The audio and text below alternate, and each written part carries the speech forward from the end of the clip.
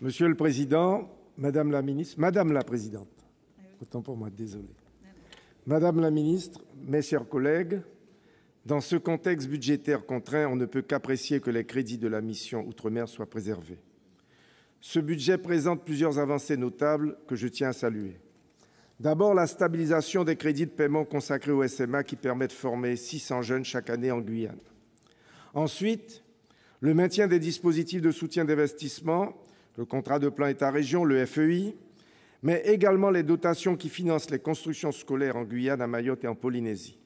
Enfin, concernant la DOM, l'augmentation des moyens pour la formation mobilité est une bonne chose. Mais nous devons veiller à accompagner ces jeunes qui rencontrent souvent de très grandes difficultés lors de leurs installations. Vous vous en doutez, des réserves existent néanmoins. Tout d'abord, à la différence des crédits de paiement, les autorisations d'engagement diminuent de 13 millions d'euros.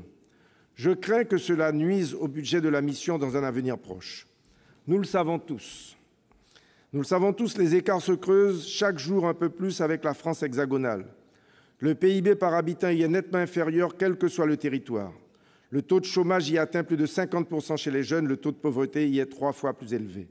En Guyane, la démographie galopante nous pose un défi de taille, développer un territoire dont le retard en infrastructure est encore considérable.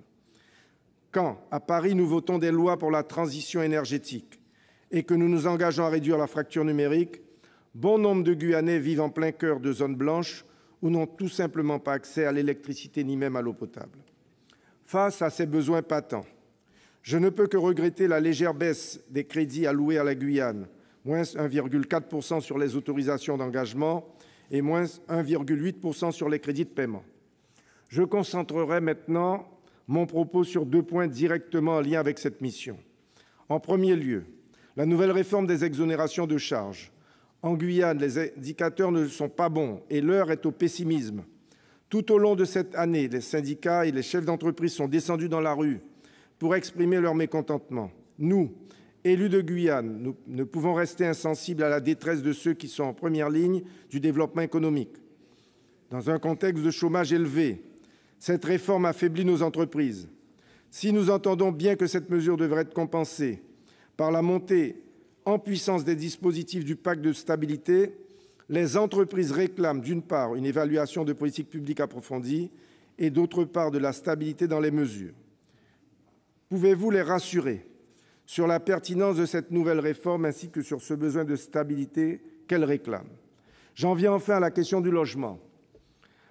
L'augmentation de la LBU pour la Guyane et l'objectif de 10 000 logements construits ou réhabilités par an sont louables. Mais force est de constater que nous sommes encore loin du compte. Le plus important étant aujourd'hui de donner à cette LBU les moyens de ses ambitions. On dénombre plus de 11 000 logements insalubres et chaque année, près de 1 000 logements spontanés voient le jour.